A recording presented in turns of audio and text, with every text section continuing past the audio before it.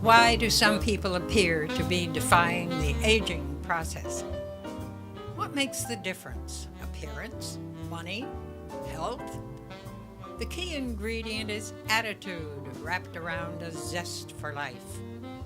They follow their passions and look forward proactively to what comes next, and it shows. Hi, I'm Shelley Forrester. Welcome to Ageless, the show dedicated to the idea that when it comes to aging, attitude is more important than the number of candles on your cake. My guest today is Gottlieb. He is an energy healer and empowerment coach. Welcome to the show. Thank you so much for having me. My pleasure. So first thing I'd like to ask you is, what's the difference between an energy healer and an empowerment coach?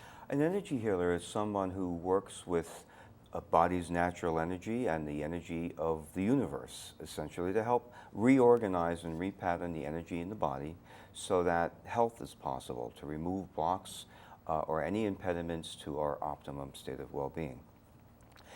An empowerment coach is a term that I basically made up because the more I did intuitive energy healing, the more I found ways of releasing things that were keeping people from being as powered to do the kind of things they want in life and live the kind of life that they want with joy and with happiness and well-being. So what's the difference between an energy healer and an intuitive healer? Or are they different? Well, I think that anybody who is a good energy healer is also an intuitive healer. There are many modalities that people can be trained in to be an energy healer, and anybody working with energy will do that. So, for example, an acupuncturist is an energy healer, and in many ways a chiropractor is an energy healer. But you're seeing more and more energy healing being offered as a modality to help people who are in hospitals, perhaps with cancer patients. So there are very structured courses where people are being taught energy healing techniques, and they get certified to do hands-on energy healing. Reiki is a very, very common form of energy healing.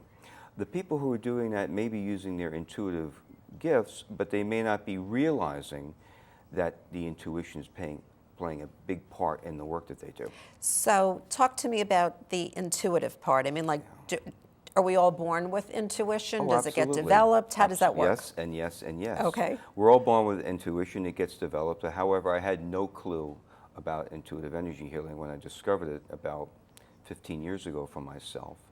And as you open up to your own gut feel, higher sense, we quiet the mind down to the point where we can tune in to really get a deeper sense of what's going on.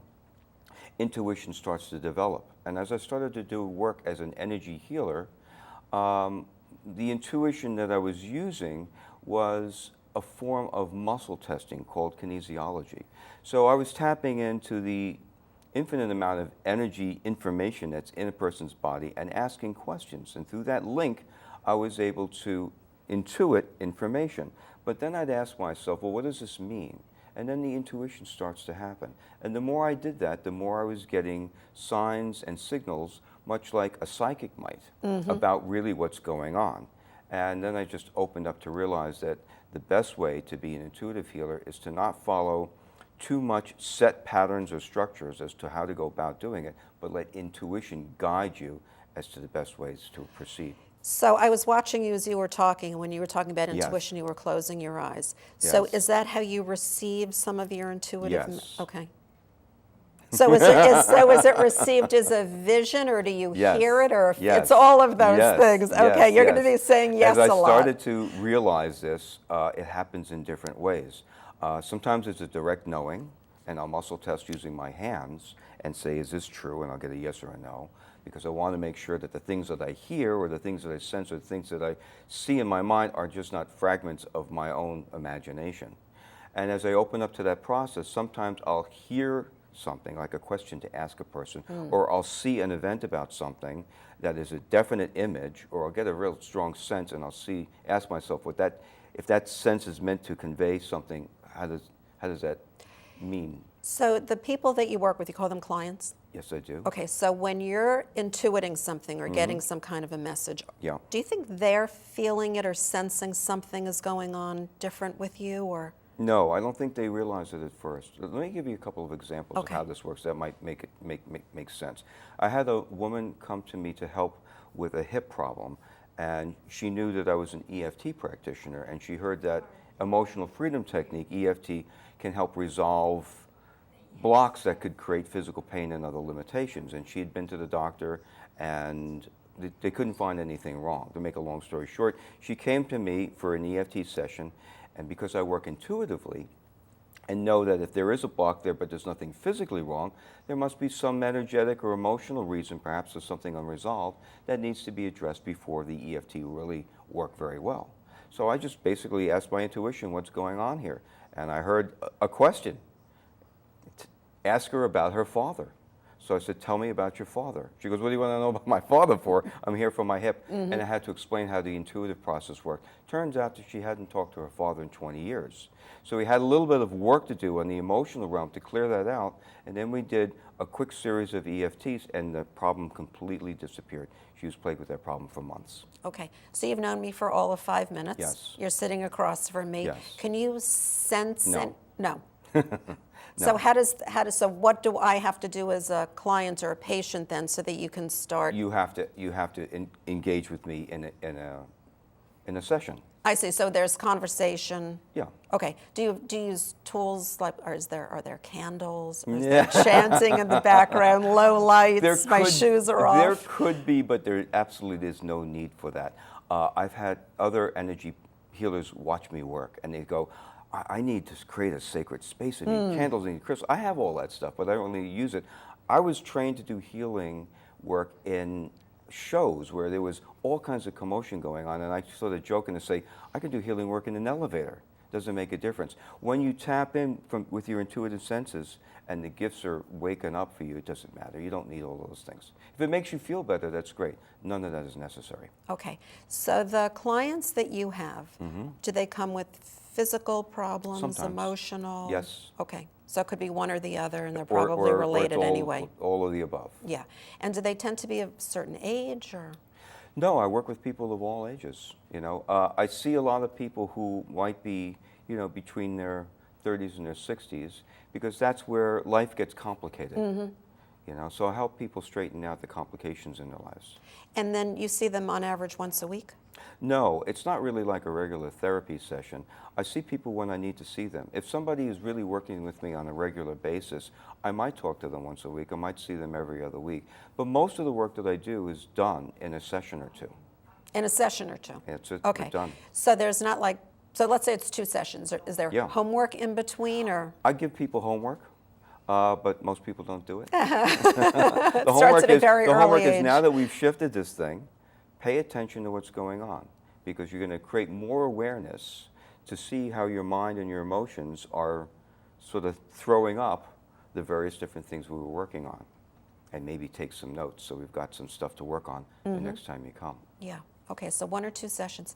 And then I'm assuming, I shouldn't assume, I'll ask you. Okay. You do energy intuitive work on yourself as well? Of course, Okay, and how often do you do it on yourself? every day. Every day? Yes. Can you sort of walk us through when you do it and what you do? I try to do it first thing in the morning. So like getting up and brushing your teeth and taking a shower. I just don't feel right if I don't do that. Do you get out of bed, or you do when you're still in bed? Occasionally I'm still in bed, but no, I get out of bed. Okay. Before or after you've eaten? Before I've eaten. Before you've eaten, okay. Yes. So some people journal first thing, Yes. and you're doing your energy. That's right. And what would do you call it energy healing, or? I call it basically doing a system of energy clearings. Energy clearing, okay. Yeah, and energy rebalancing. Okay, and you do that in the morning. Okay.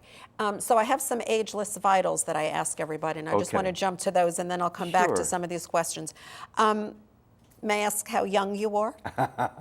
Young or old? I'm 60 years young. 60 years young, Yeah. okay. And how old do you think you look, or how young do you think you Most look? people don't think I look 60. I would but- be among them. Oh, okay. Yeah. How old do you feel? I'm feeling younger all the time. Oh, that's interesting. Yeah. Please explain Yeah. that. I think as I start to become happier and more satisfied with the way things are in my mind, that my body relaxes. And even though I'm not in the physical shape that I was when I was younger, that's just laziness. I feel I can get myself into better shape. So I'm still very, very active doing all the things that I do. And I feel very good about that. So it's hard to put an age on that one. Okay, so I'm going to jump ahead here, but I wanted to ask you, so you do your energy clearing every day, and then what else do you do for your mind, body, spirit to remain ageless? I practice what I preach. Okay. But how about what you eat, what exercise, or? Long before I became an empowerment coach and an intuitive healer, I was really into figuring out what the best way is to maintain your vitalness. And I discovered many things that were completely different than things that I thought I knew growing up, which was nothing. So when I graduated college and lost about 60 pounds of unnecessary weight that I was carrying around for the last 6 years in about 7 weeks, I went, wow. And then, and as I started to go to the gym and realized that there's a body here that's vital and vibrant that I never really had before, I went, wow. And as I learned things about health and nutrition and how the mind works and how the belief systems kind of interfere with that stuff, it was more wow. And I kept adapting myself to embracing newer and newer and better ways of thinking and acting and eating. Mm-hmm. And so how do you eat now? Some people think I'm a pain in the butt, but I'm mostly a vegetarian with a fair amount of raw food, and I eat a bunch of stuff that most people just don't bother eating. Like, for example? Well, I'll make it simple. Okay, so for example, ground flaxseed is a primary thing that goes into my shakes. I make myself a big concoction in the morning, and that's mostly my food and nutrition for the day. And everything else from there is mostly entertainment. Okay, so do you suggest to your patients or your clients that they have these shakes, or? No, only if they ask me, or if they're really dealing with issues about weight and about trying to figure out why they can't eat healthier. And I give them examples about how easy it is to put healthy food into their bodies. Mm-hmm. Okay, so right before we went on the air, I saw you made a fist with your left hand, and you were tapping. So could you, what were you doing, and where were you tapping, and are these acupuncture points, or what's going on here? Yes, they are. Well, I am an ardent fan of emotional freedom technique, which is EFT, or it's more commonly becoming known as tapping. And this was discovered many, many years ago, but it's getting very popularized. And EFT is a simplified system of tapping on your body while you're focused on anything that is a thought or a feeling that is any way, a little upsetting or concerning or anxious, or anything like that, and it immediately helps to resolve that. It basically relaxes you. It basically reduces the stress response in the nervous system, especially when you apply it to stressful situations. And are there certain places where you tap under certain circumstances, or how does that work? No, EFT is a very generalized system. So this is just a place that we can tap on, and it will automatically calm us down. So I'm so used to tapping that even though I wasn't focused on feeling anxious about anything in particular, it's just something I naturally do a lot, because this is one way to balance the body's energy system. Okay. So it just doesn't make us look like we have a nervous twitch or anything. Well, it does. So a lot of people are afraid. A lot of people don't want to do the technique because they think it looks weird. So I give them little tricks that they could do and show them how they can use it without looking weird. Okay, so could you give me and the audience a couple of tips on how to tap and where to tap, and so we don't look say like we have a tick? Say for example you're in a meeting, you're in an interview, right? And you don't want to stop the interview going, excuse me, I'm getting a little nervous here, and start tapping all over your body. So you can have, your hands might be underneath the table. I see. So you can start tapping underneath the table on any part of your body with intention to calm yourself down. But the key points to tap on are right on the side of the hand here. And the EFTers call this a karate chop spot. Because if you go like this, like a karate chop master, that's where your hand lands. And also, if you roll your hand over, right on the back of the hand, there's a little soft spot between the ring finger and the pinky finger, and right in there, and you can breathe while you're doing that. So those are simple places that will immediately start to. So is this simply a distraction, or? It's not at all. It actually physically stimulates the body to tell the nervous system to go into a relaxation response. Okay.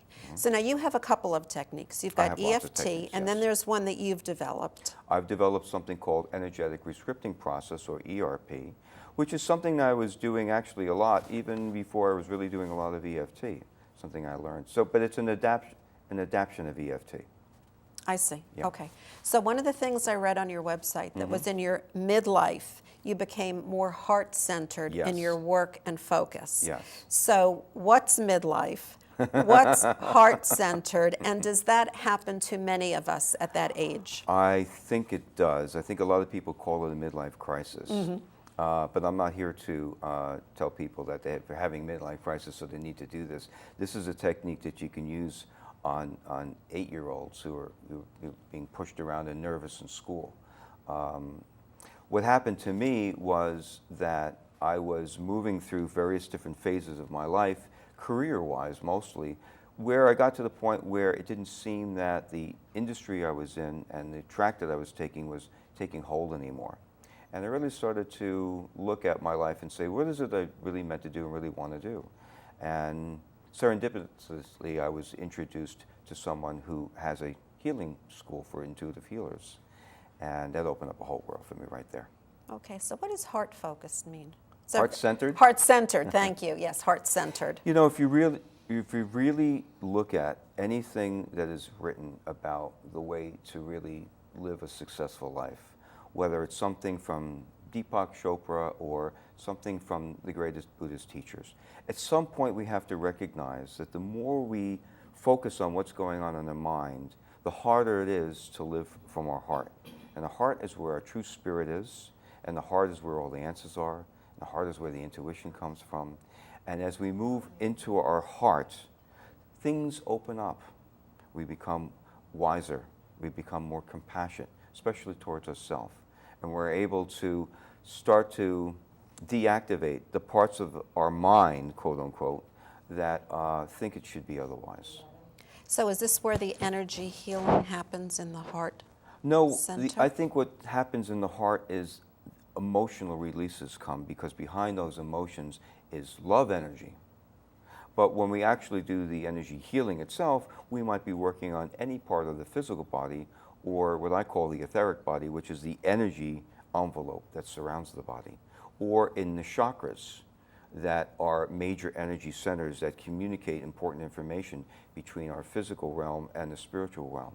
EFT focuses on acupuncture points. So now you were tapping right here. What is that point, and what does There's that a help? point at the beginning of the eyebrow, which is a gallbladder point. So these things represent, you can map these directly to actual acupuncture points. Originally, it was thought that emotions are held, and if you talk to anybody who is a traditional Chinese medicine practitioner, they'll tell you things like this, that the lungs hold certain kind of emotions, and the heart holds certain kind of emotions, and the intestine holds certain kind of emotions. So when EFT was the forefronters developed these, they were starting to tap at all of these places just to make sure that they cleared everything out. I see. Okay. Yeah. So I talk about the ageless vitals, like Yes. age and marital status. Yes. What are the vitals that you read in yourself and your clients when it comes to energy healing and empowerment? Oh, I don't think about it that way at all.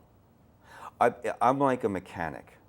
I go, okay, let's see what's wrong, and I go looking around for what the obvious things that are out of place that need to be put back in place. Of course, people come with all their stories, but I'm using my intuition to say, what's behind the story? What do we have to discover? What am I going to say to this person when intuition tells me what to say that's going to make them stop and go, or cry? Because now I've got a direct link to that place where they're holding emotional energy that needs to be released. And then the energy practice, whether it be emotional freedom technique or something else, then allows that to be released with kindness, with compassion. Do men cry as often as women when you're Nope. treating them? No. So what's the men's emotional release then? They get quiet. They turn into, like, look for places in their body where something might be going on, or most people, this is just not men, or they'll go to their mind and try to continue to explain what's going on. Yeah. Yeah. So because women, it's easier for us to cry. Do we heal faster? Is there an advantage to all this crying we do? No, but the advantage to the crying is when I'm working with somebody, I was just telling this to my EFT group yesterday, your tears are precious to me because I'm here to hold a space, a safe space for you to be able to experience that. Because we can't go out in the world and be, emotionally, off center all the time. It'd be hard to function. But when you're in the presence of a situation where your higher self knows healing is going to happen, as soon as we find that little trigger, those tears want to push those old emotions out right away. And if I'm doing EFT and somebody's crying, I don't have to ask them how upset they are. Right, I know how upset they are. Right. So we immediately apply the process, and the crying stops. Okay, so you said every morning after you get out of bed, but before you eat, you do some energy clearing. Yes, I do. Could you give us some examples of how we might do that at home? Is this safe to you do? Can. Well, yes, it's very safe to do. I would say the most simple thing to do is to try to find your essential nature. Some people pray, right? So we're praying, we're trying to pray to God or whatever it is that your practice is. So you can find that within your heart. So I find a moment where I'm standing in what I find is a special place that I've set aside to do this work. And I am tuning in, shaking off all of the cobwebs from the dreams and what do I got to do today? I take a breath, and the first thing you focus on is your breath. So you allow your breath to be, and you notice where the breath is, and you locate that center of your heart where the breathing really is, and you get a little calm and relaxed. Now I have particular things that I do that is probably something that most people won't do. But you can visualize light coming through your body. The particular practice that I do involves my own use of intuition. I have a muscle testing process that I use with people, and I have a way of using it for myself, and it involves using my hands.